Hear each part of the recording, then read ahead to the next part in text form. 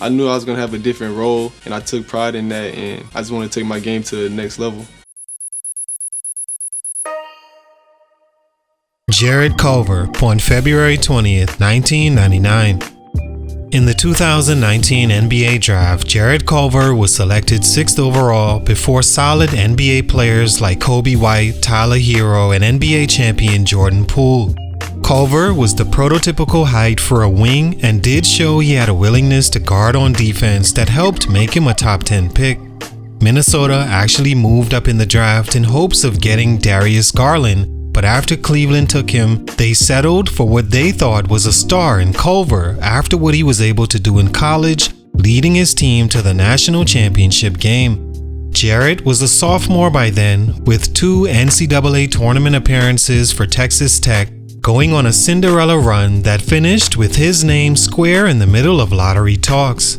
Minnesota moved up from the 11th pick, trading with Phoenix to land at 6, where the Cavs took Darius Garland a spot earlier than expected, who just a few years ago signed a $190+ million contract, locking him up until 28-29.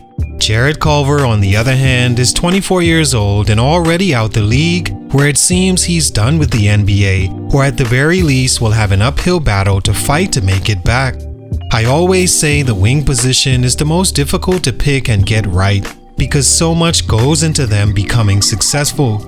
Because they're taller and have long arms, we automatically expect or assume they fit the mold on offense or can be a lockdown defender, but time and time again, these players show examples of never judge a book based on the cover everyone else saw and hyped you up about.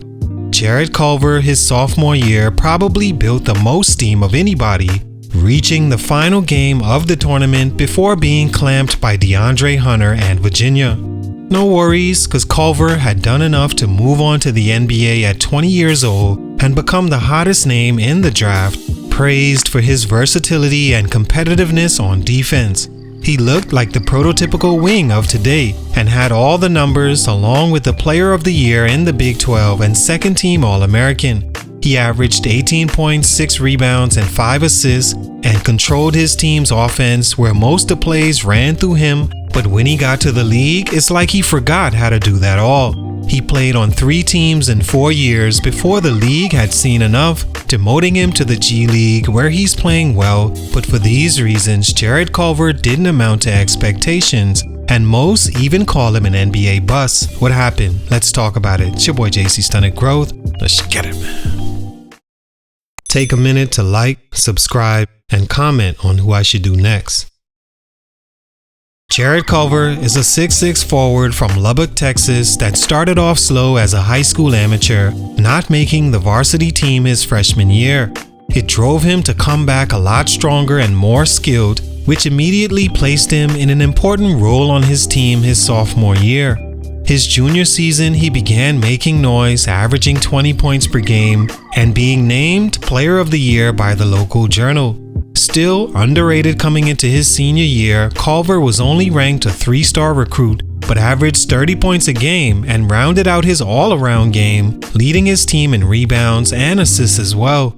A shoulder injury slowed him down a bit, while also being underrated, but still picked up offers from local Big 12 heavyweights Texas and Baylor, ultimately settling on Texas Tech for an opportunity to have a bigger role. It was a great choice, and immediately he became the team's second leading scorer. Stunt number 1, overhyped prospect. The thing about basketball, and specifically the journey to the NBA, is there's these unwritten and unspoken politics that come with it that can make or break a player's career. One of those is the overhyped prospect. For me, it seems every year there's at least 1 or 2 that latch on somewhere right before the end of the college season, and it carries on all the way to draft night, where said player is picked way too high and placed in a lose-lose position where their skills don't match the expectations of the high draft pick. Killian Hayes comes to mind, Kyra Lewis, DeAndre Hunter, Jackson Hayes, Rui Hachimura, and the list goes on. Sometimes just one, and others multiple in one draft like 2019. Jarret Culver was the ultimate reach who did just enough to garner the right attention and placed his name as the hot take with draft analysts. Jay Billis on draft night said GMs love Culver for his versatility, his basketball IQ, and his play on both ends of the floor. 3 descriptions scouts have coveted as of recent, not factoring in his slow foot speed, average size for a true small forward, which his game is more like, his inability to be consistent with his outside shot, which is a huge tool in an NBA offensive bag today, and most importantly, a player's heart, toughness, and mentality toward competition. Just listening to Culver talk prior to the draft, he seemed like a nice kid, brought up in the church, very respectful, and not one you can see feeding into the negativity on or off the floor. That's cool and all, but for me, with the 6th overall pick, I need a dog. I'm looking into a player's eyes and searching for fight, a chip on their shoulder, a bit of delusional confidence that tells them no matter what, I know I'm the best, and they truly believe that. Someone that scraped their knees and if pushed may get into a scrap or two on the floor. Culver would not fall into that category for me. He had 25 points against Duke, 23 against Oklahoma, 26 against Kansas, and 4 really good games leading his team to the finals in the NCAA tournament that had his name on fire. But against NBA level competition in his final game, he was strapped up by DeAndre Hunter, going 5 for 22 for 15 points. Their first Final Four and first finals appearance in school history, but Culver just didn't have that it about him and maybe should have been taken later in the draft with lesser expectations than the 6th pick. Stunt number 2, no specific NBA skill. What's interesting about basketball is how different the game can be on different levels and how a player dominant in college can completely bust in the NBA. Jarret Culver was praised for his versatility leaving school, and on that level it certainly looked as if he could do a lot on the floor. But when it comes to certain players or positions, you have to look more at what skills they have that can most certainly translate to the pro level. Young hoopers on those levels now always make sure you have as many translatable skills you can use at the highest level, not just the level you're on. Skills like shooting, defense, a mastered floater if you're a guard, ability to step out and shoot the deep ball if you're a big, and ability to create and get your own shot at any time as a wing. Having specific spots on the court you can get to that works efficiently with counter moves and all that make you unstoppable at that spot is also a must-have. Culver on the NCAA level wasn't a good shooter his final year at 30% from 3, which translated to him shooting less than 30% each of his 4 years in the NBA. He didn't have a quick first step to counter not having a consistent outside shot, making him easily guardable when facing NBA level competition.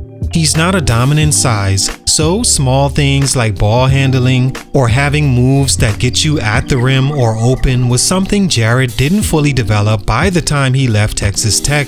He wasn't the fastest, didn't jump the highest, didn't shoot the 3-ball well, and didn't have much of a mid-range game either.